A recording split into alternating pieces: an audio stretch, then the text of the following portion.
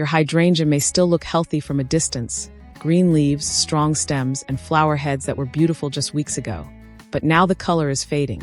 Some blooms look tired. Others are wilting in the afternoon, browning around the edges, or changing color far sooner than you expected. And the first instinct is usually simple: water more. But that may not be the real problem. Some hydrangea flowers are simply reaching the later stage of their natural life. Others are reacting to heat, inconsistent moisture, or intense afternoon conditions. And in some cases, the plant is perfectly healthy while the flowers are simply aging. The mistake is reacting before you know which situation you are looking at, because there is another decision that can affect your next flowers entirely: pruning at the wrong time.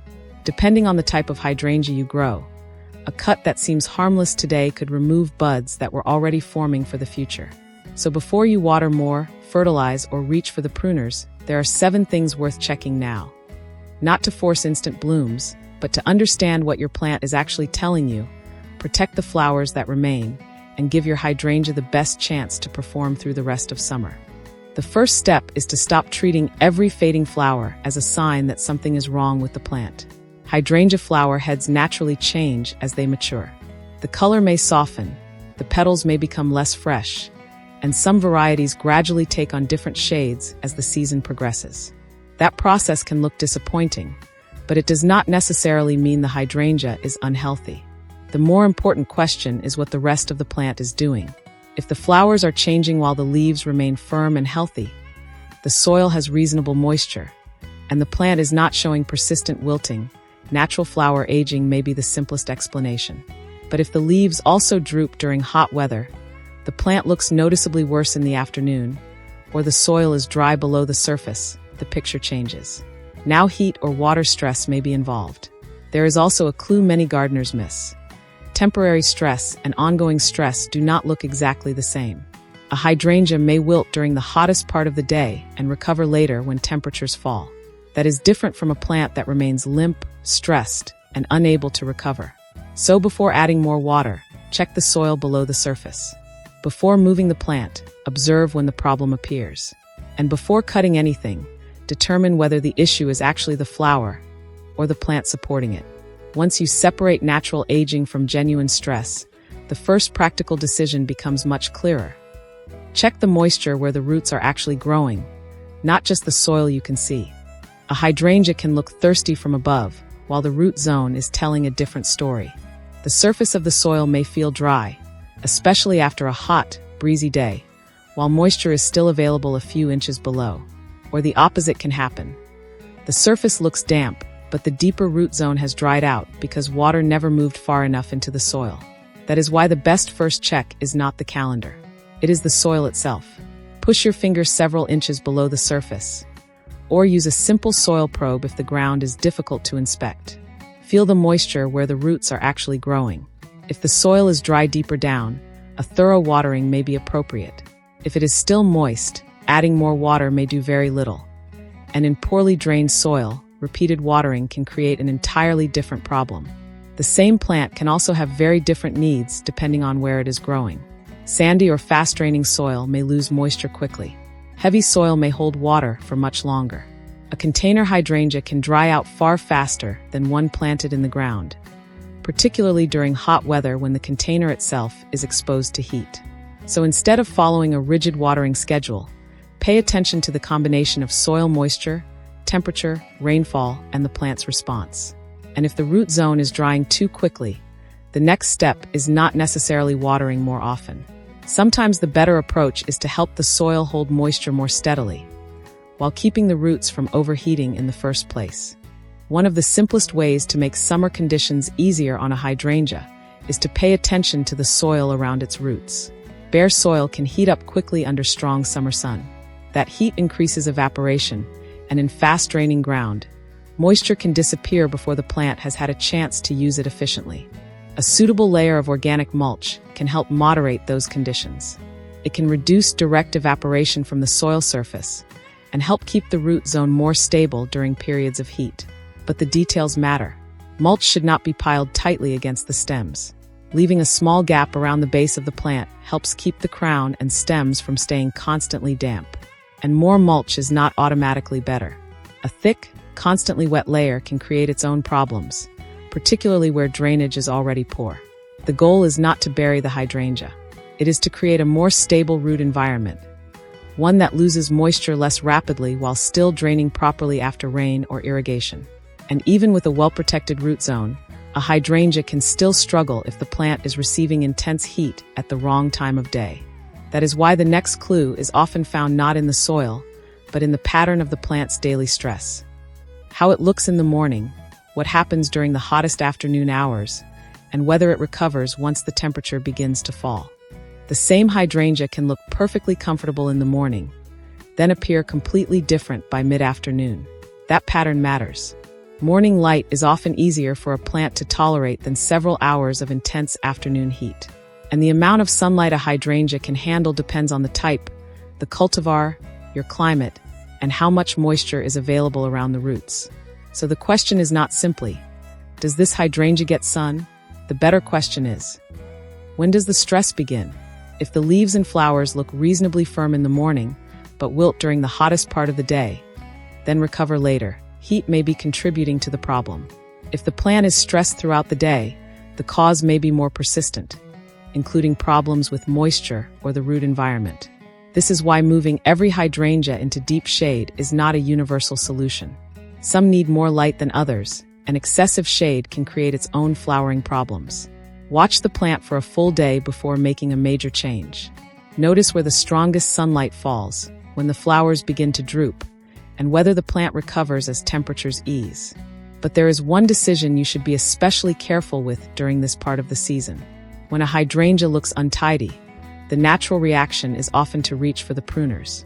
And depending on which type you grow, that simple decision can remove the very buds responsible for your next display of flowers. This is where identifying the type of hydrangea becomes more important than the appearance of the plant. Some hydrangeas produce flower buds on what is commonly called old wood, growth made during a previous season. Others flower primarily on new growth produced during the current season. Some types can flower on both. That difference changes the pruning decision completely. If you cut back an old wood bloomer at the wrong time, you may remove next season's flower buds before they ever open. The plant can continue growing, look perfectly healthy, and still produce far fewer flowers later, because the buds were removed months earlier. New wood bloomers give you a different pruning window. But even then, major cuts should not be made simply because the flowers are beginning to fade. Before making a significant cut, identify the hydrangea you actually have. Look at the cultivar information if you know it. Consider the plant's flowering pattern, and avoid assuming that every hydrangea follows the same rule. A fading flower head is not automatically a signal to cut the entire plant back. Often, the correct decision is much more limited. Remove only what is genuinely finished or damaged, while leaving healthy growth and potential future flower-bearing wood undisturbed. That distinction between cleaning up the plant and changing its future flowering is the next place many gardeners accidentally go too far. The safest approach is to separate two very different jobs: improving the plant's appearance and changing the plant's future growth. A flower head that has naturally finished blooming can be removed for a cleaner appearance. A damaged stem may also deserve attention. But healthy green growth is a different matter, especially when you have not yet confirmed which type of hydrangea you are growing. Deadheading can make a plant look tidier, but it does not automatically create another flush of flowers. Removing a faded flower is not the same as stimulating new blooms, and cutting back large sections of the plant is an entirely separate decision. This is especially important because a flower that looks old is not necessarily connected to a stem that should be removed. Before cutting, look closely. Is the stem genuinely dead or damaged? Is there healthy green growth below it? Could that stem be carrying next season's flower buds? If you are unsure, a conservative cut is usually safer than removing large amounts of healthy wood simply because the plant looks untidy. And once the flowers begin to fade, another temptation often appears: feeding the plant heavily in the hope of pushing out more blooms. That is where summer fertilizing can easily become less about what the hydrangea needs, and more about trying to force the season to move faster. By midsummer, it is easy to assume that a hydrangea needs more fertilizer simply because the flowers are no longer looking as impressive as they did earlier in the season. But more fertilizer is not automatically more flowers. If the plant already has adequate nutrients, adding more, particularly nitrogen, can encourage additional leafy growth without solving the reason the flowers are fading. And repeated applications of random fertilizers can gradually create an imbalance in the soil rather than improving the plant's performance. This is why fertilizer should be based on an actual need, not simply on disappointment with the appearance of an aging flower head. If the plant is growing normally, the foliage looks healthy, and there is no clear evidence of a nutrient deficiency, heavy feeding may be unnecessary. A soil test can provide far more useful information than guessing, and timing matters as well. A strong late-season push of growth is not always what a hydrangea needs, particularly as the plant moves toward the next stage of its seasonal cycle. The better strategy is to support the plant without trying to force it. Keep the root zone consistently managed. Watch the plant during heat. Protect the soil from excessive drying. Avoid unnecessary pruning. And make sure you know which type of hydrangea you are growing before making decisions that affect future flowers. Because at this point in summer, the goal is not to chase an instant replacement for every fading bloom. It is to help the plant finish the season as strongly as its conditions allow, and to avoid turning a normal change in the flowers into a problem that lasts well beyond this summer. The final step is to stop looking for one dramatic rescue and start managing the conditions that determine how your hydrangea performs through the rest of summer. That means checking the root zone moisture before watering, especially during hot or unusually dry weather. It means protecting the soil from excessive heat and evaporation without creating a constantly wet environment. It means watching the plant during the hottest part of the day, rather than judging its condition from one quick glance in the morning. And it means resisting unnecessary intervention. If you do not know which type of hydrangea you have, identify that before making major pruning cuts. If a flower head is simply aging, you do not need to treat it like a dying plant. If the foliage remains healthy, do not assume that more fertilizer will automatically improve the flowers. The best summer care is often a series of small, informed decisions made in response to what the plant is actually showing you. Some fading is natural. Some wilting is temporary. Some stress points to a problem in the root zone or growing conditions.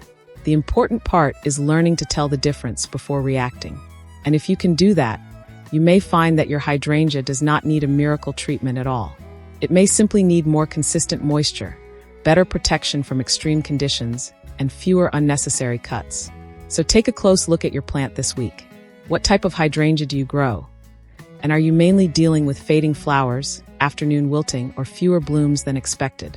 That detail can tell you a great deal about what your plant needs next.